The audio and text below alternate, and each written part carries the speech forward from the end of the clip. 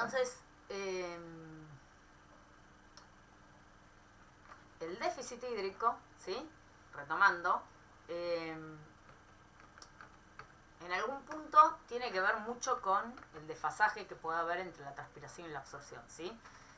¿Qué es lo que ocurre, ¿sí? Cuando estamos en una situación en donde el suelo se está secando, ¿sí? Por ejemplo, yo les había dicho que pensaron un poco qué pasaba con el potencial agua de la hoja, ¿sí? Y de la raíz a medida que el suelo se va secando, ¿sí? Acá hay un gráfico, ¿sí? Que trata de explicar eso. Está puesto capaz en modos un poco más abruptos, ¿sí? En solo 5 días, ¿sí? Pero es más o menos lo que ocurre, ¿sí?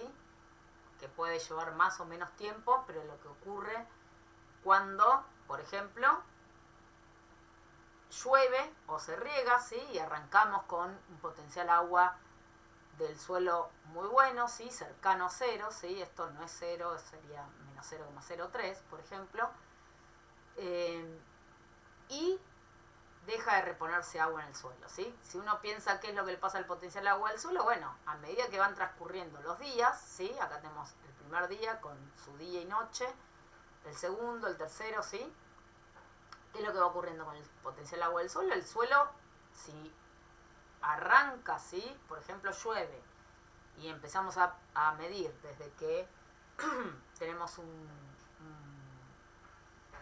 suelo a capacidad de campo, ¿sí? ¿Se acuerdan que a capacidad de campo era cuando apenas llovía, se saturan, cuando está lloviendo está todo el suelo saturado de agua, ¿sí? Cuando deja de llover, el agua gravitacional cae, ¿sí? Y ahí es cuando empiezan a generarse poritos de aire, ¿sí? Y es como esa situación en donde uno puede pensar como el mejor estado que puede tener el suelo, que es lleno de agua y aire, ¿sí? Que es un potencial agua que uno suele ponerle menos 0,03 megapascales. Y si después no vuelve a llover, ¿sí? ni nadie riega, lo que va ocurriendo es que el suelo se va secando. ¿Por qué se seca? Porque, por un lado, las plantas absorben agua y transpiran, ¿sí? Se pierde por transpiración, y por otro lado, por evaporación directa. La cuestión es que por las dos cosas, que son la evapotranspiración, el agua se va yendo a la atmósfera, ¿sí? Como habíamos visto hoy. Entonces, el suelo se va secando, y el potencial agua del suelo, si uno piensa qué es lo que va pasando a medida que van pasando los días, es que va bajando, ¿sí? Directamente, ¿por qué? Porque se pierde el agua por evapotranspiración principalmente, ¿sí?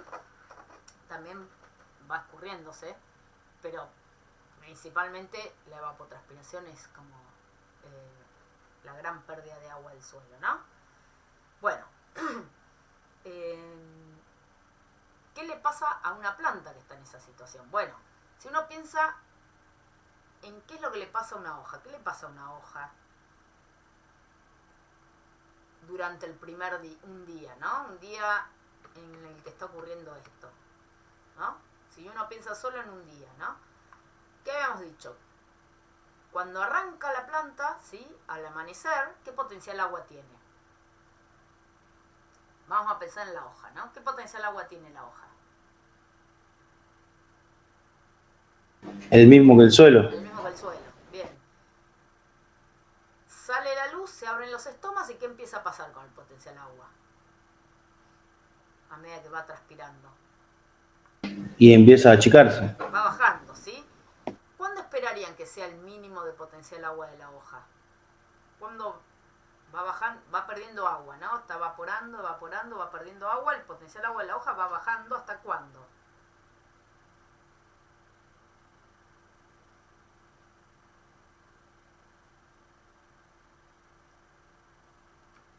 Y ¿A hasta la el punto noche? máximo de transpiración.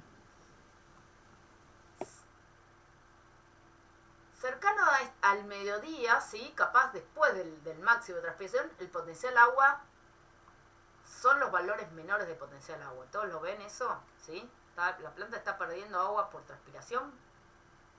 y va perdiendo, eso hace que el potencial agua vaya bajando, ¿no? Entonces,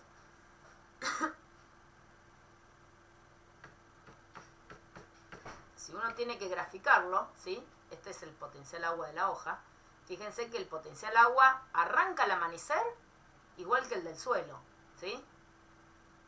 En cuanto empieza el día, ¿sí? Que se abren los estomas y empieza a transpirar, el potencial agua de la hoja va bajando, va bajando, va bajando, va bajando. ¿Y qué pasa con el de la raíz? El de la raíz también baja, pero fíjense que baja mucho menos. ¿Por qué baja menos?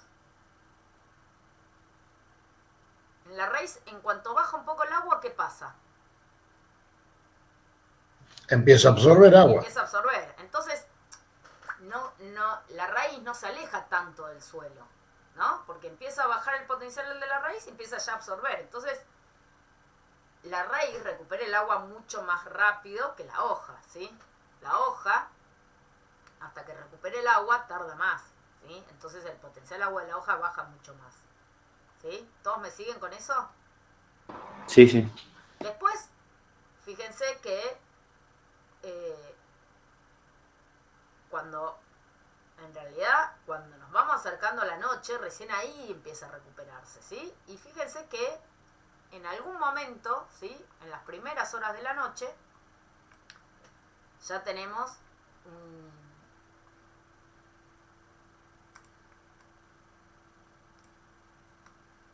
potencial agua igual al del suelo, ¿sí? En las primeras horas de la noche, ¿qué pasó? La planta ya llegó al equilibrio, ¿sí? Porque a la noche dejó de transpirar, ¿sí? Gracias. A la noche dejó de transpirar, ¿sí? Y el potencial agua seguía abajo. Pero como está absorbiendo, sigue absorbiendo y llega a recuperarse, ¿sí? Y a estar en equilibrio con el suelo, ¿sí? En las primeras horas ya de la noche, ¿sí? ¿Todos me siguen hasta ahí? Entonces, Sí. fíjense que si bien el potencial agua de la hoja baja mucho, ¿sí? Es algo que ocurre todos los días. Baja el potencial agua porque está transpirando, pero después se recupera porque está recuperando por absorción, ¿sí? El segundo día, ¿qué pasa? De vuelta, al amanecer, ¿cómo arranca el potencial agua de la hoja? Igual que el del suelo, ¿no? Pero ahora es más bajo que el día anterior, ¿no? ¿Por qué? Bueno, el suelo ya se está secando. Pasa medio lo mismo, ¿no? Baja el potencial agua, ¿sí? Tiene un mínimo ahí cerca del mediodía, que dura ese mínimo varias horas hasta que va recuperando porque va absorbiendo agua, ¿sí? El tercer día pasa lo mismo, ¿sí? Arranca tanto el potencial agua de la hoja como la raíz, igual que el del suelo, ¿sí? De vuelta, se abren los estomas, empieza a transpirar, va bajando, ¿sí? Fíjense qué pasa con el de la raíz, que es este. El potencial agua de la raíz, ¿sí? Fíjense que el primer día no se alejó mucho del suelo. ¿Por qué? Porque en cuanto bajó un poquito, ya se recuperó por absorción. El segundo día, ¿sí? Tiene un desfasaje mayor que el del suelo, ¿sí? Le costó más absorber y recuperarse. Tercer día, fíjense, le está costando más absorber agua del suelo y recuperarse, ¿sí? Baja mucho más, o sea, tiene que baja muchísimo el agua para poder absorber agua, ¿sí? ¿Se entiende? A medida que se va secando el suelo, ¿sí? El potencial agua a la raíz le cuesta mucho más absorber agua, ¿sí? Aumentan mucho las resistencias a la absorción de agua, ¿sí? ¿Por qué? Porque por un lado el potencial agua del suelo es muy bajo y entonces la conductividad hidráulica es muy baja, ¿sí? Y eso entonces genera que las resistencias para la entrada, para el ingreso de agua, sea mucho menor, ¿sí? ¿Todos ven qué es lo que va pasando a medida que se va secando el suelo? Y Sí, sí. fíjense otra cosa, el potencial agua en la raíz baja, ¿sí? Y fíjense, en este tercer día, ¿sí? Por eso les digo, esto es medio abrupto, ¿sí? Capaz en otra planta puede pasar esto después de 10 días, ¿sí? De que no vuelve a llover. Pero en algún momento empieza a pasar, ¿sí? Fíjense, acá baja el potencial agua, ¿sí? Y fíjense que está toda la noche, sigue con el potencial agua menor al del suelo, ¿sí?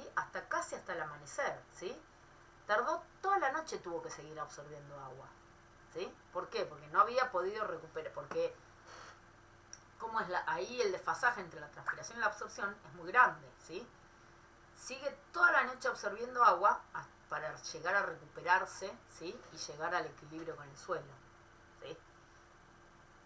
El cuarto día pasa lo mismo, ¿sí? Fíjense, al quinto día no logra llegar al equilibrio con el suelo, ¿sí?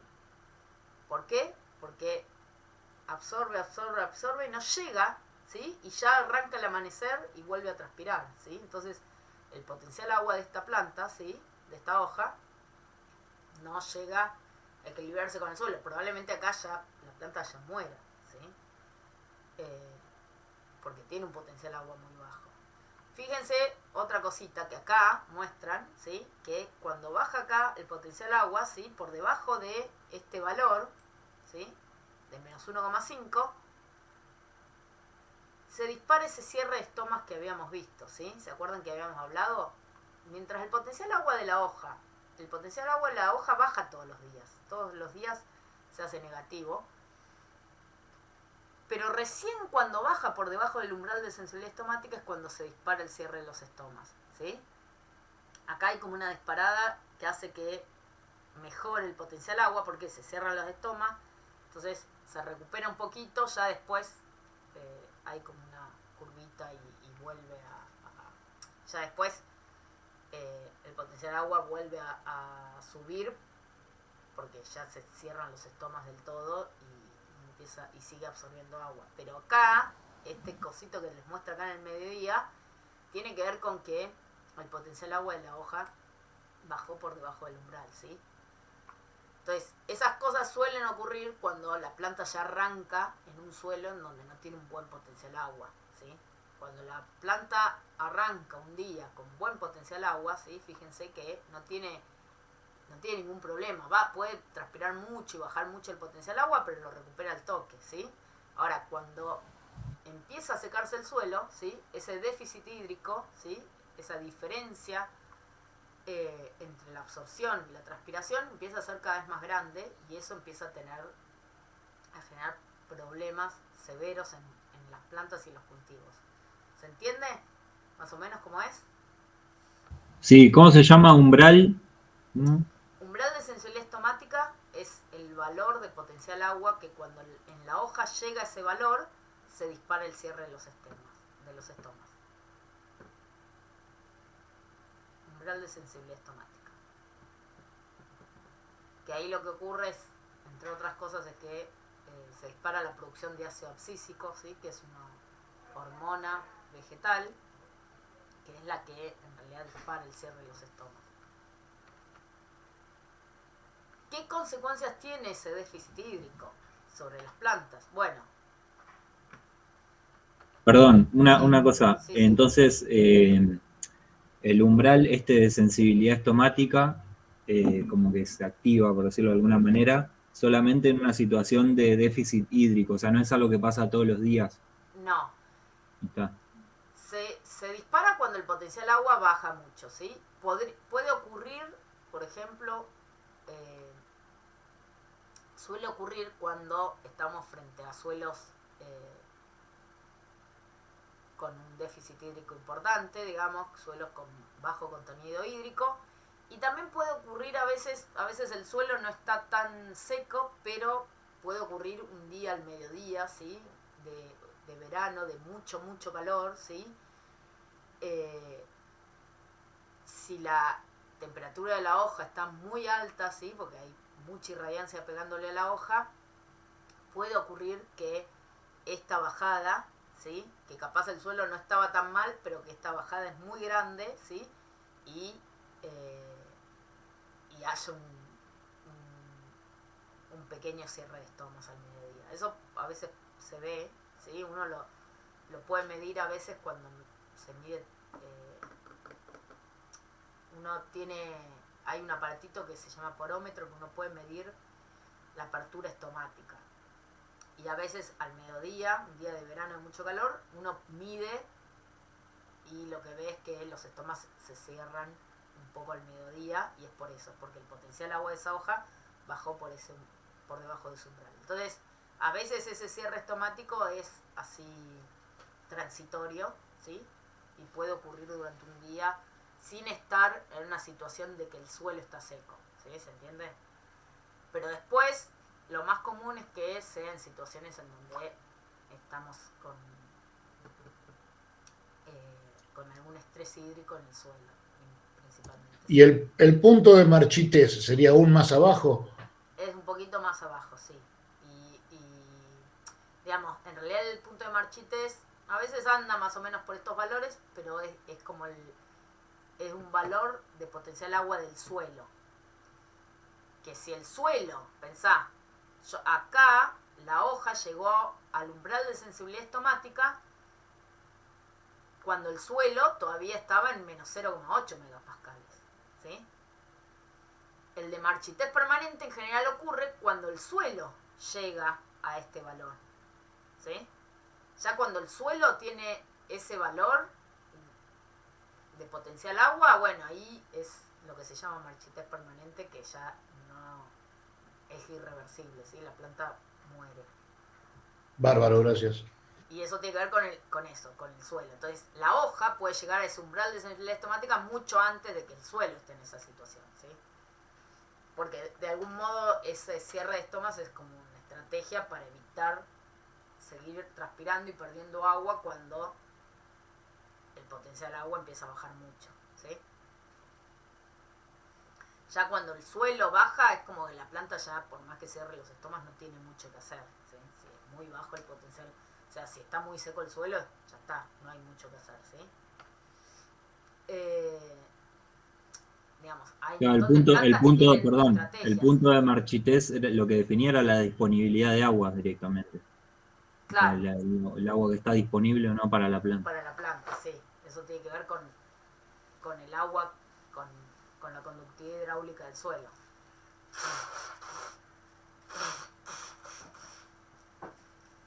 Bueno.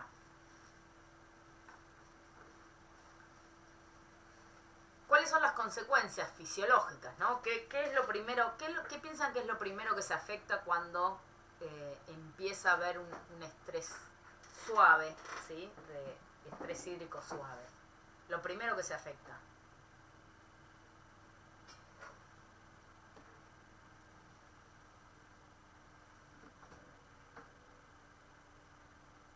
¿Qué piensan? ¿Que tiene que ver con qué?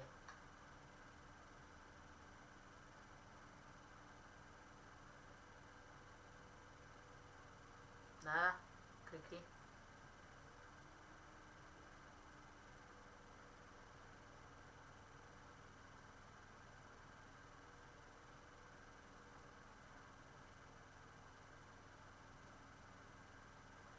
Todo lo que está ahí es medio en función, hay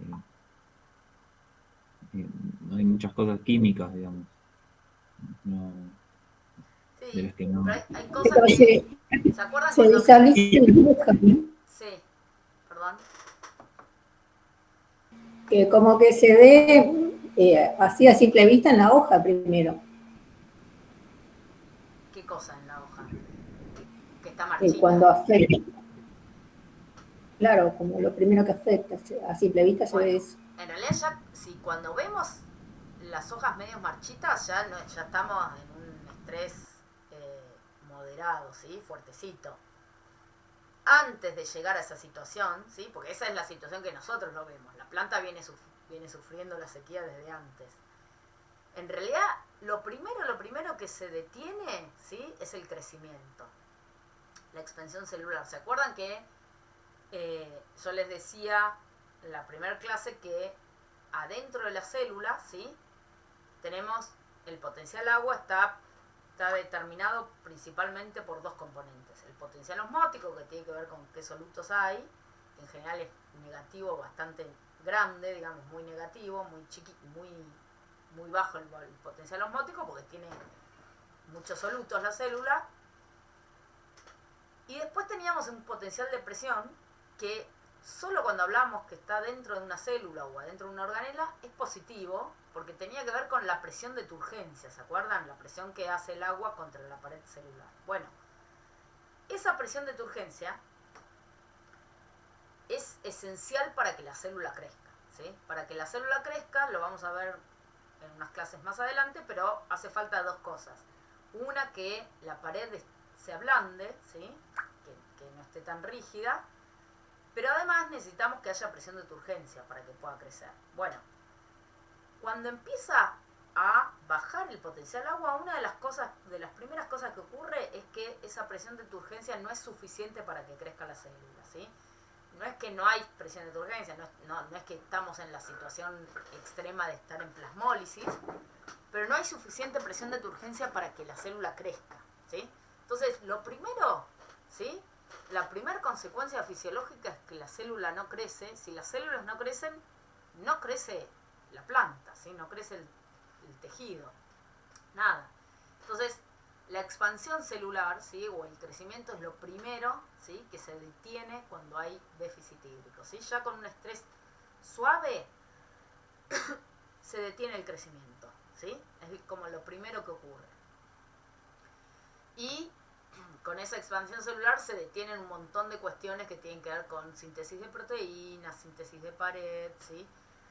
Otra de las cosas que ocurre es que también disminuye mucho lo que se llama la conductancia estomática, que tiene que ver con la resistencia estomática en realidad, ¿sí? ¿Por qué? Ya cuando el estrés es más moderado, ¿sí? Fíjense, estamos hablando de un potencial agua ya de entre -1 y -2, ¿sí? Ahí, ¿qué ocurría? Lo que veíamos recién, lo que hablábamos hace un ratito. La hoja empieza a estar cerca de ¿qué? Del umbral de sensibilidad estomática. ¿Y ahí qué ocurría? Cuando la hoja llega a ese valor, ¿qué le pasaba? Se disparaba el cierre de los estomas, ¿no? Entonces, aumenta la resistencia. O sea, primero se detiene el crecimiento, ¿sí? Después empieza a aumentar la resistencia estomática. ¿Por qué? Se empiezan a cerrar los estomas. Junto con eso empieza a tener ¿qué? Efectos sobre ¿qué? Sobre la fotosíntesis. ¿Por qué tiene efectos sobre la fotosíntesis? ¿Qué tiene que ver la fotosíntesis?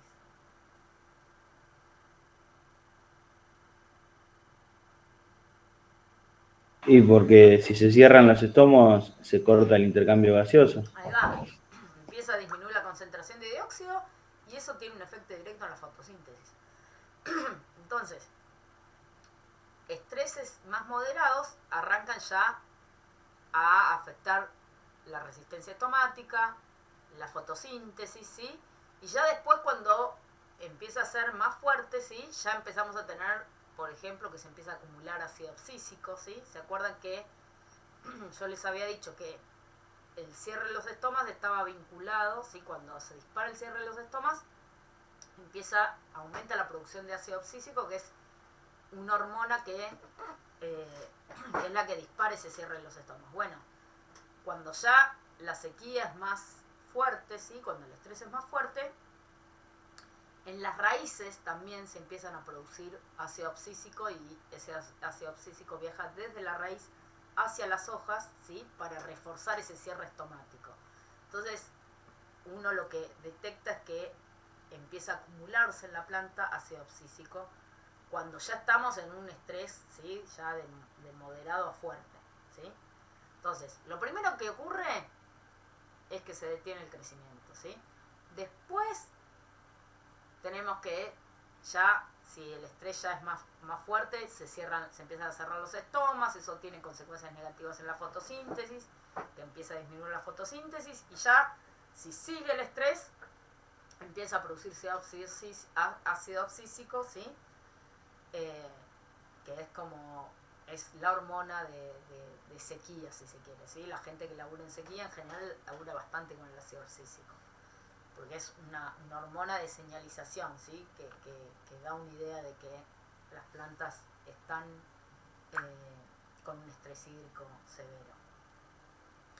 Entonces, si uno mira, ¿sí? Uno ve, por ejemplo, qué es lo que pasa con las plantas cuando están creciendo, ¿sí? Con bajos contenidos hídricos. Uno lo que observa es que el crecimiento de esa planta es mucho menor que las plantas que tienen buen riego, ¿sí? Y otra de las características fisiológicas que es bastante común ver es que la senescencia de algunas hojas se adelanta, ¿sí? La senescencia, ¿todos saben lo que es la senescencia? Envejecimiento. Cuando las hojas, digamos, la senescencia es un proceso natural, ¿sí? Que se da que cuando las hojas envejecen, ¿sí? No se mueren así de golpe y se caen, no. Antes de eso ocurre el proceso de senescencia, ¿sí? Que es una muerte celular inducida, ¿sí? Y que, entre otras cosas, lo que genera antes de perder la hoja es que los nutrientes móviles, ya lo vamos a ver en la próxima clase, pero muchos de los nutrientes ¿no? Sí. ¿Alguien dijo algo? No, yo pregunté si los nutrientes se traslaban hacia las hojas sanas. Los nutrientes se removilizan, ¿sí? Al resto de la planta, no solo a otras hojas, a hojas jóvenes, sino a la raíz, si está florecida las flores, si ya está formando fruto, semilla, lo que sea, ¿sí? Hacia otros órganos, eso lo vamos a ver mejor en la próxima clase, pero se removilizan no solo los nutrientes, sino también los fotosimilados y las macromoléculas, ¿sí? Muchas, por ejemplo, la clorofila se rompe en cosas más chiquitas y se removiliza, ¿sí? Las proteínas se rompen en aminoácidos y también se removilizan, ¿sí? Un montón de cosas que hay en la hoja, ¿sí? Se removilizan y por eso las hojas cuando se necen se ponen amarillas, ¿sí? Porque la clorofila se va yendo, ¿sí? Porque hay una removilización de todas esas moléculas, ¿sí? Y entonces la hoja se nece, ¿sí? Y después, sí ocurre la abscisión foliar, cae y la pierde, ¿sí? Pero antes de perderla la hoja, removiliza. Bueno, todo ese proceso, ¿sí? Es un proceso que está programado, que nosotros llamamos senescencia. Bueno, eso puede ocurrir por varias cuestiones, ¿sí? Naturalmente, ¿sí? Una hoja vieja, digamos, entra en senescencia y muere. Bueno, lo que se ve es que cuando las plantas están frente a un déficit hídrico, ¿sí? Esa senescencia se acelera, ¿sí? Esa muerte programada ocurre mucho antes de lo esperado, ¿sí? Solamente por la edad de la hoja, ¿sí?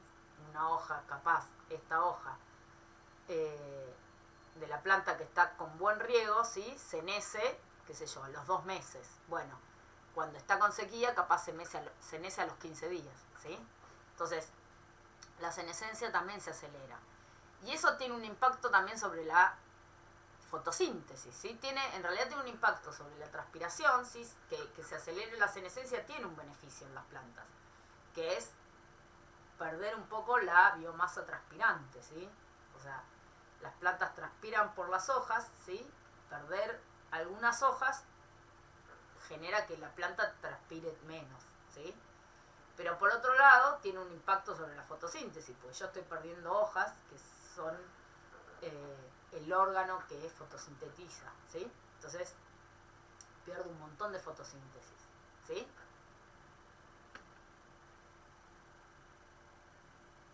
Bueno, acá está un poco lo mismo, ¿sí? Entonces, acelerar la senescencia, ¿sí? Tiene un impacto importante sobre la fotosíntesis, ¿sí? Entonces, hoy hablábamos de que cuando el déficit hídrico es moderado, ¿sí? Se empiezan a cerrar los estomas y eso genera que haya menos intercambio gaseoso y que eso afecte a la fotosíntesis, pero antes de que ocurra eso también lo que ocurría es que crecía menos, ¿sí? Entonces, si crece menos las hojas, ¿sí? También tenemos menos área foliar, ¿sí? Y entonces eso también genera que haya un impacto sobre la fotosíntesis, ¿sí?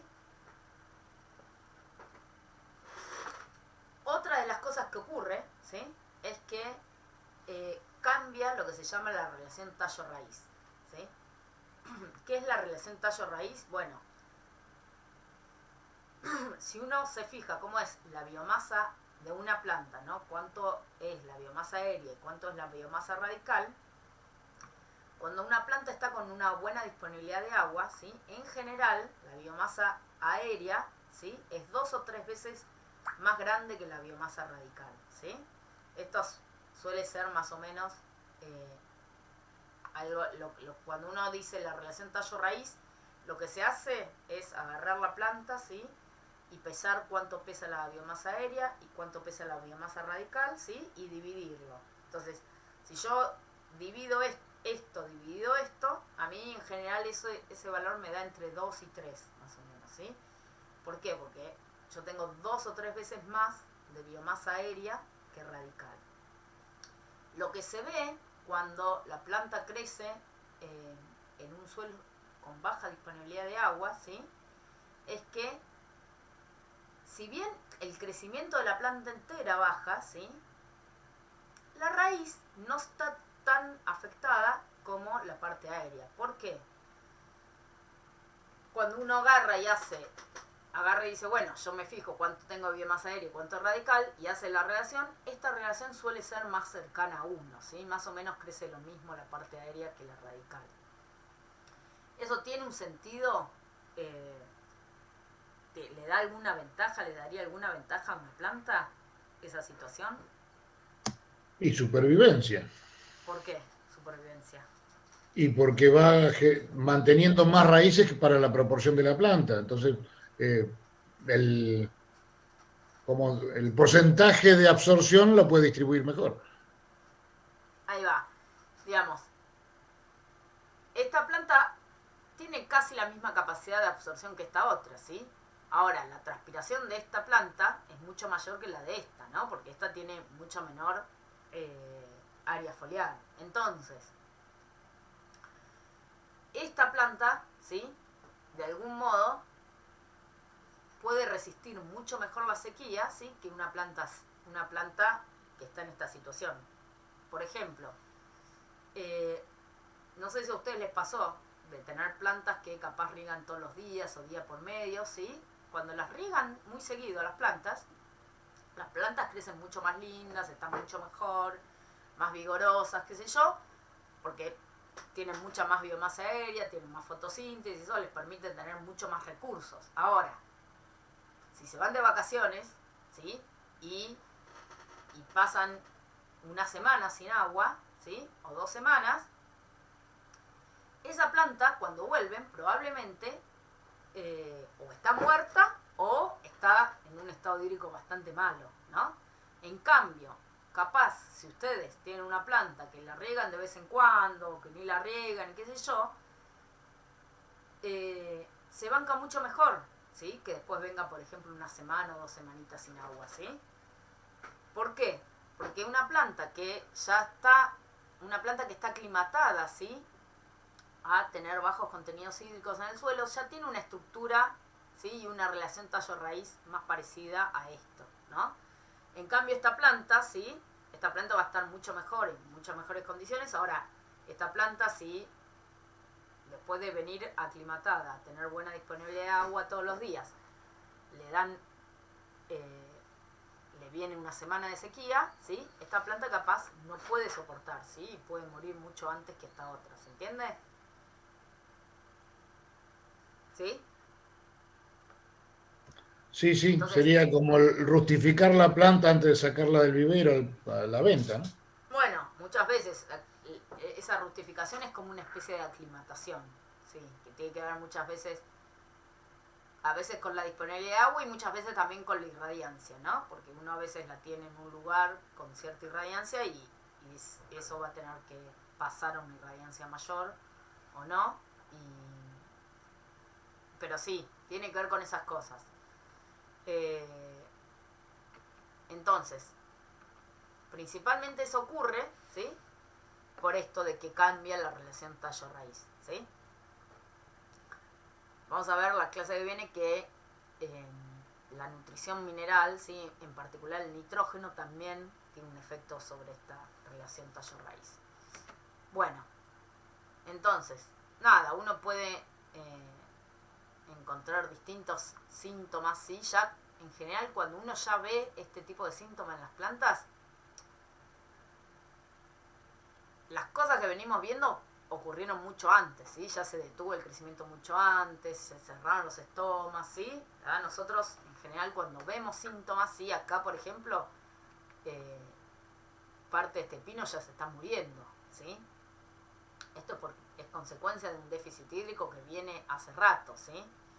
Muchas veces uno cuando ya ve los síntomas, bueno, ya a veces es tarde, ¿sí? Y a veces no es tarde, a veces puede uno ir y regar y recuperar la planta, pero esa planta ya sufrió, ¿sí? Un cierto déficit hídrico. ¿Cuáles son los mecanismos a la sequía? Bueno, si bien todo esto que decimos es como una generalidad, después hay plantas que vos decís, bueno, vos me decís todo eso, pero después hay plantas que viven en el desierto, sí, es verdad. Hay plantas que tienen mecanismos de ajuste, ¿sí? Que les permiten vivir en situaciones bastante extremas, ¿sí? Con respecto a la disponibilidad hídrica. Hay algunas, ¿sí? Que se llaman plantas efímeras, ¿sí? Que son plantas en general de desierto, ¿sí? Que lo que hacen es, en realidad, no toleran la sequía, sino que la evitan, ¿sí? ¿Qué es lo que hacen? Muchas veces el desierto tiene alguna época, ¿sí? Húmeda, ¿sí? Entonces estas plantas lo que hacen es aceleran, ¿sí? Y tienen todo su ciclo de vida solo en la pequeña época de cierta humedad que tiene el desierto. Entonces, se suele ver estas cosas así, ¿sí? Esta creo que es una foto de Chile, ¿sí? En donde en la época de lluvias, ¿sí? Que capaz es muy cortita, capaz son 20 días, ¿sí? Las semillas germinan, florecen y vuelven a dejar semillas y descendencia, ¿sí? Entonces, estas plantas no es que toleran la sequía. O sea, o sí la toleran, pero la toleran siendo semillas, ¿sí? Las semillas es el único estado en donde toleran la sequía. Pero después, la planta forma todo su ciclo de vida, ¿sí? En la época, en la pequeña época, en esa ventanita que tiene de cierta humedad, ¿sí? Entonces, este es un tipo de ajuste a la sequía, ¿sí? Que no son plantas que la toleran, sino que la evitan, ¿sí?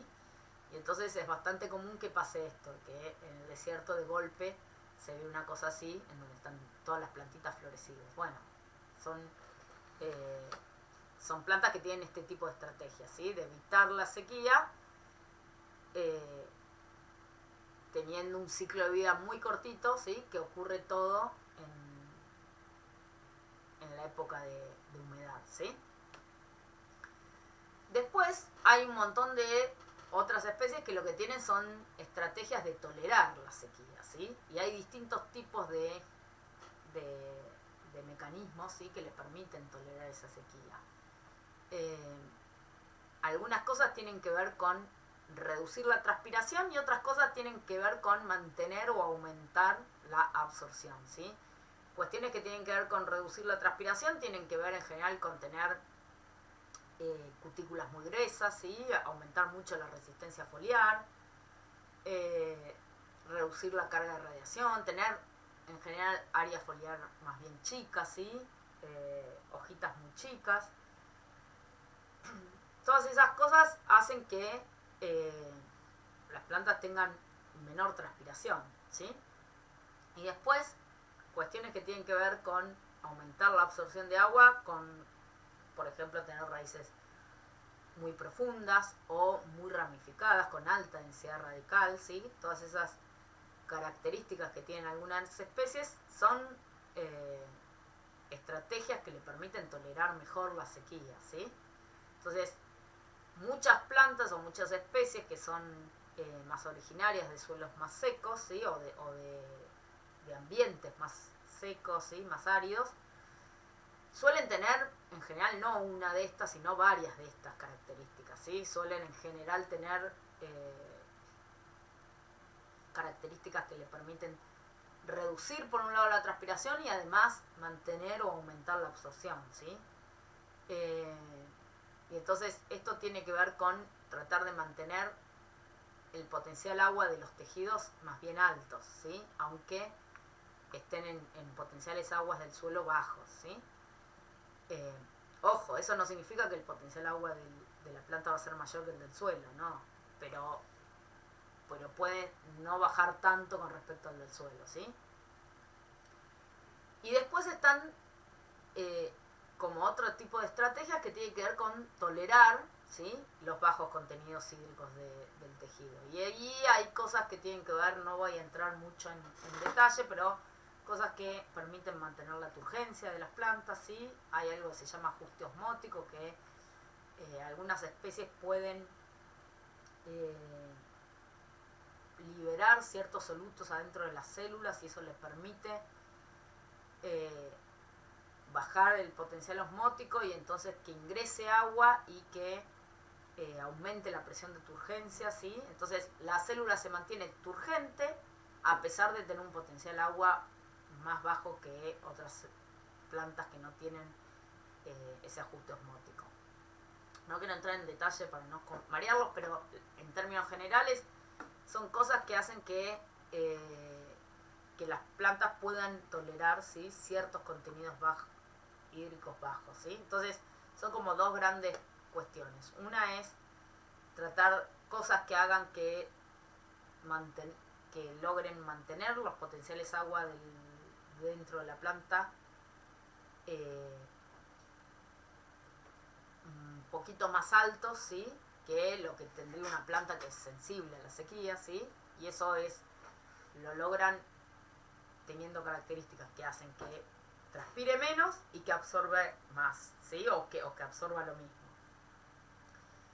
Y entonces eso genera que el potencial agua de la planta no baje tanto en esos suelos secos, ¿sí? Y otra estrategia como distinta es plantas que capaz toleran esos bajos contenidos hídricos, ¿sí? Manteniendo la turgencia por más de que haya bajos potenciales agua o tolerando de algún modo la deshidratación, ¿sí? Pero son distintos tipos de mecanismos, ¿sí?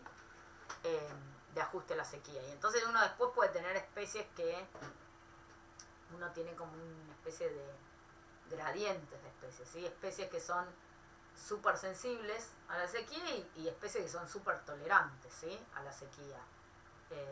Qué sé yo, todos los cactus, muchas crasuláceas son bastante tolerantes a la sequía, ¿sí? Y hay un montón de plantas que son súper sensibles a la sequía, ¿sí? Y en el medio ¿Eso es lo que se llama plantas C3 y C4? No, las C3 y C4 tienen, tienen características que le hacen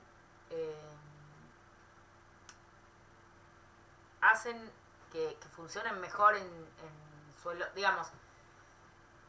Las C3 y las C4, lo vamos a ver más adelante, tienen que ver con que cambia el metabolismo de cómo hacen fotosíntesis, ¿sí? Y eso les permite, ¿sí? Evitar pérdidas de agua, ¿sí? Abren los estomas a la noche, ¿no? Esas son las CAM. Las C4, las C3 son las comunes, ¿sí? El 80% de las plantas, el 85% de las especies terrestres son C3. Y después hay algunas que son CAM y otras que son C4 que tienen una forma de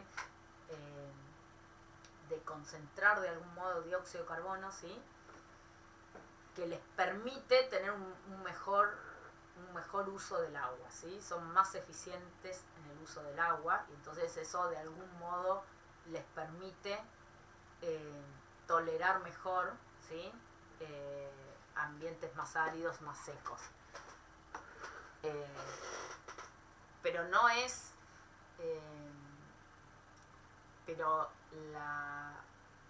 digamos, el cambio morfológico tiene que ver directamente con un cambio en el metabolismo de carbono, ¿sí? Un cambio en la fotosíntesis, ¿sí? Si bien la fotosíntesis en sí no cambia, sí cambia la forma de concentrar y de adquirir el dióxido de carbono. Lo vamos a ver más adelante. Pero eso sí les permite, ¿sí? No tiene que ver con estas cosas en sí, sí les permite las CAM tener los estomas cerrados durante el día, por ejemplo, y entonces no transpirar durante el día. Y la C4 no mantienen los estomas cerrados, abren los estomas de día también, la C4, pero pueden tenerlo más tiempo cerrados sin que eso tenga un efecto negativo sobre la fotosíntesis. Lo vamos a ver. ¿Puede ser, profe, la caña de azúcar y el maíz y eso? Sí, esos son C4. Sí, esos son ejemplos de C4. Lo vamos a ver más adelante porque, insisto, el cambio principal tiene que ver con la fotosíntesis. Pero es verdad que es una estrategia que les permite tolerar mejor o tener un mejor uso del agua, ¿sí? Pero no es solo, digamos, no tiene que ver solo con eso, ¿sí? Tiene que ver también con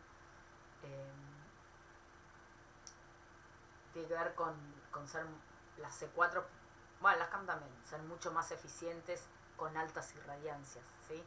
Tienen mucha más fotosíntesis cuando la irradiancia es alta. Lo vamos a ver más adelante. Pero sí tiene un impacto también sobre el ajuste a la sequía. Bueno, ¿alguna duda?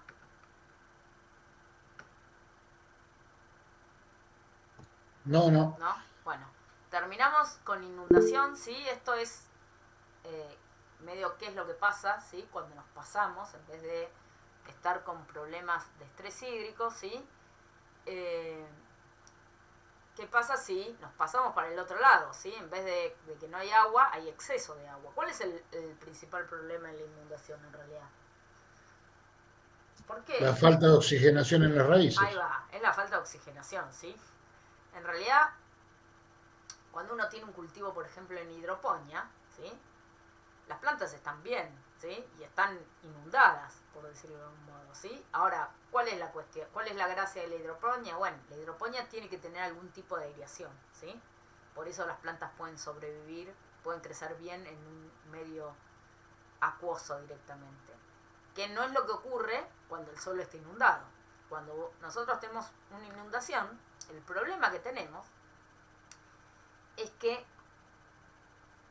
todos los poros del suelo están saturados de agua, ¿sí? Y no se nos generan esos espacios de aire que son esenciales para que haya intercambio gaseoso, ¿sí? Entonces, en el agua, ¿sí? La concentración de oxígeno baja mucho, ¿sí? Entonces, el intercambio principalmente de oxígeno en el agua es muy bajo, ¿sí? La disponibilidad de agua en el suelo, de un suelo inundado, es muy baja. Y eso genera que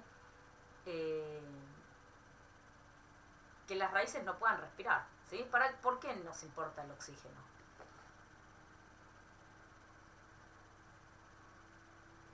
El dióxido nos importaba, ¿sí? Cuando se cierran los estomas, el problema que teníamos en el intercambio gaseoso era principalmente del dióxido de carbono, ¿sí? ¿Por qué? Porque empezaba a ser limitante para la fotosíntesis. Ya lo vamos a ver más adelante también. Ahora, el oxígeno, ¿sí? Cuando se cierran los estomas, no suele ser limitante. ¿Por qué no es limitante el oxígeno? En las hojas, ¿no? En la parte aérea.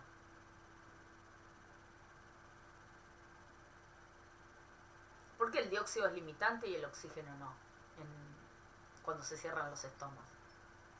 ¿O son limitantes los dos? ¿Porque se puede tomar de la raíz? No.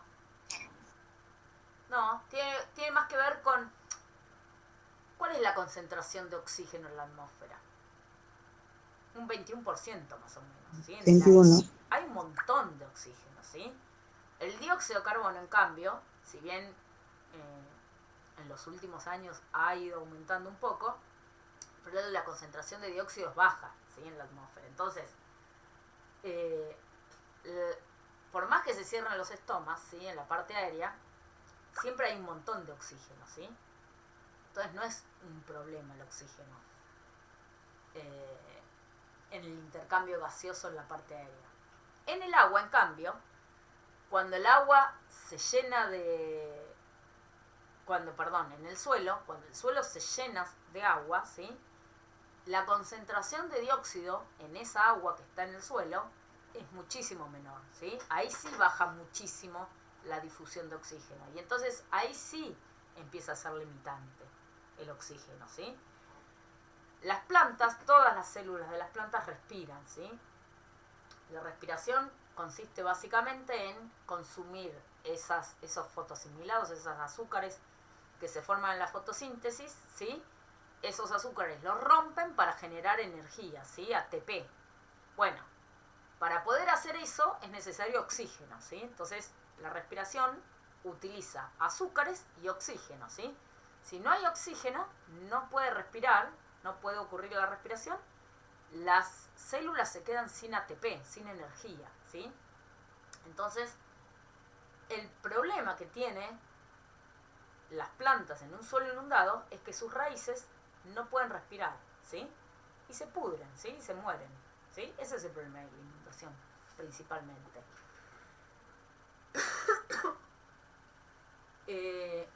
La inundación, además, causa el cierre de las acuaporinas, ¿sí? Las acuaporinas son los canales de agua, ¿sí? Por donde pasa el agua. Entonces, entre otras cosas, ¿sí? La inundación, ¿sí? También produce, ¿sí? Un cierre de los canales de agua, ¿sí? Entonces, entre otras cosas, también baja, ¿sí? La absorción de agua. ¿Por qué? Porque se cierran las acuaporinas, ¿sí? Y principalmente, digamos,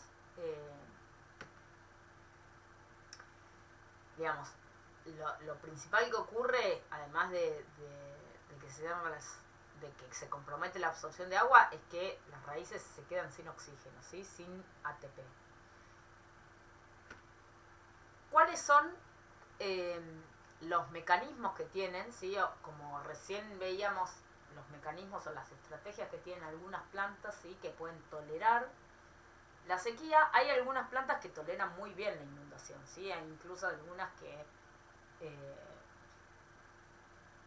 crecen mejor, ¿sí? En suelos un poco encharcados, ¿sí? ¿Por qué ocurre eso? ¿Qué cosas o qué mecanismos? ¿Alguno conoce algún mecanismo, alguna cosa que genere que las plantas puedan tolerar la inundación?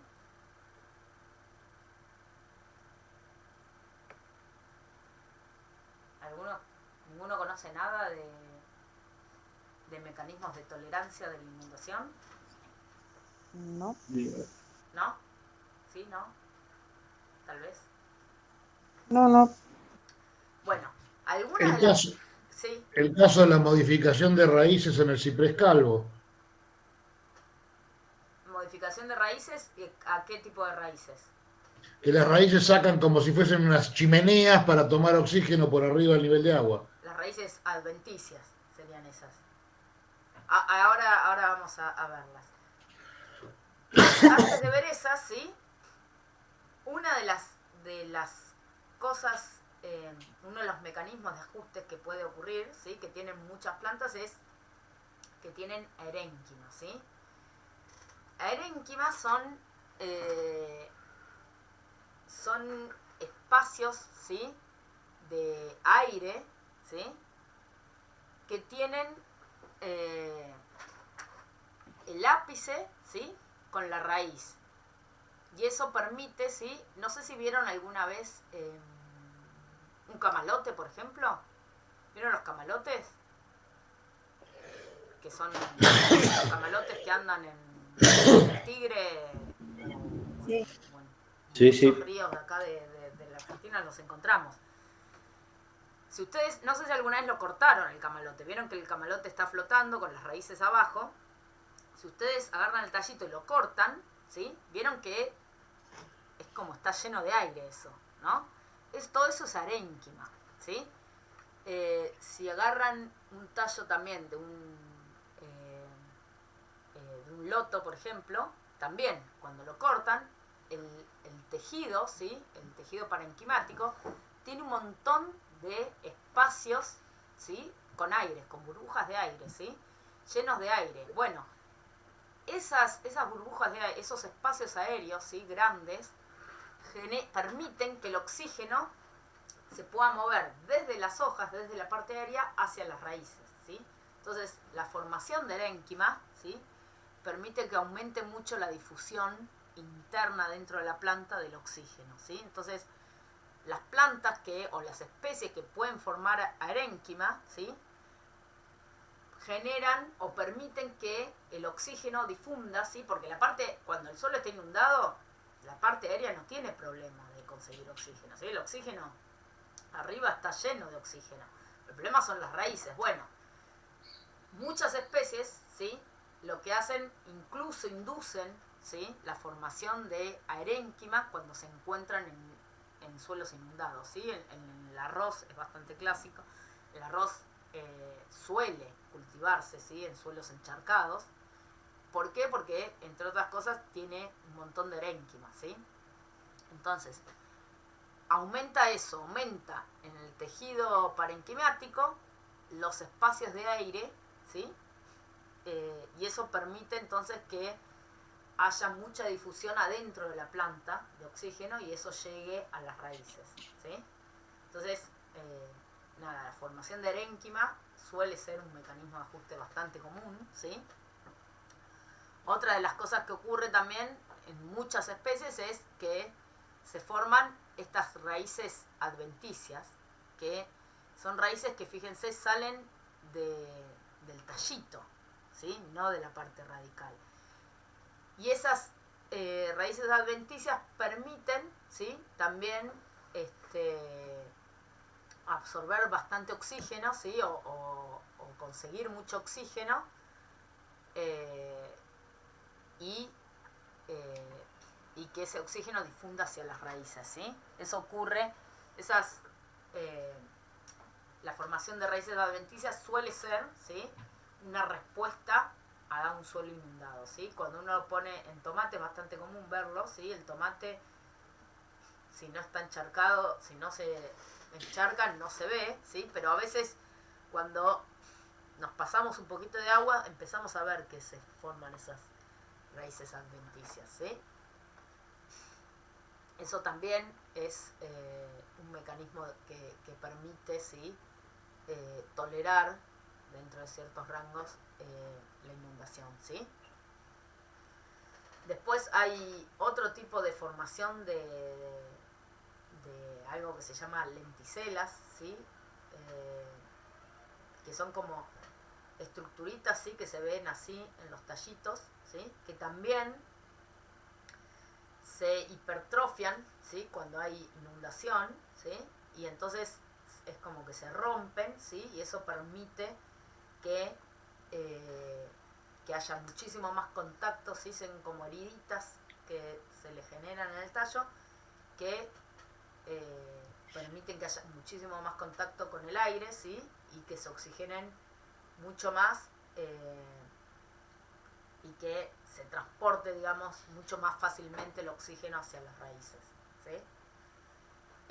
Además de que también eso permite liberar compuestos tóxicos, ¿sí? Porque algo de lo que no hablé es que cuando los suelos se inundan, además de que disminuye mucho la concentración de oxígeno y la captación de oxígeno por parte de las raíces, otro de los problemas que ocurre es que los ¿qué es lo que le pasa a todos los microorganismos que viven en el suelo, ¿no?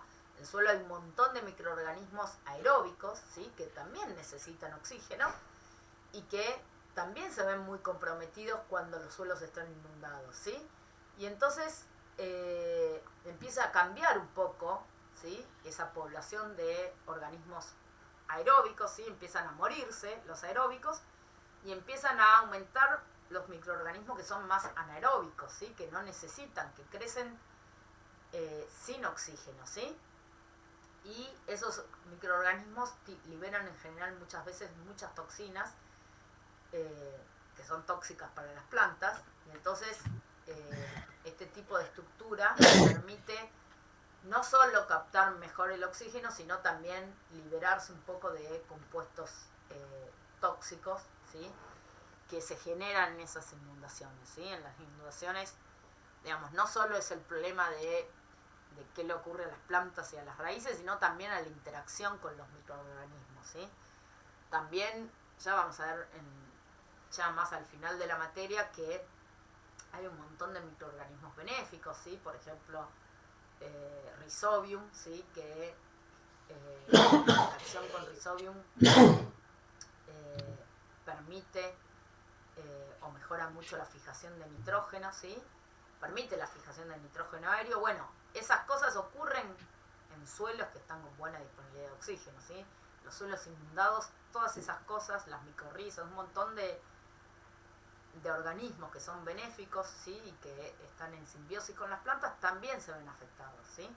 Y entonces no es solo la baja disponibilidad de oxígeno, sino también un montón de esas cosas que tienen que ver con que todos los organismos que están en el suelo se ven afectados por no tener oxígeno en ese suelo inundado, ¿sí? Bueno, con eso terminamos. No sé si tienen alguna duda. Los neumáticos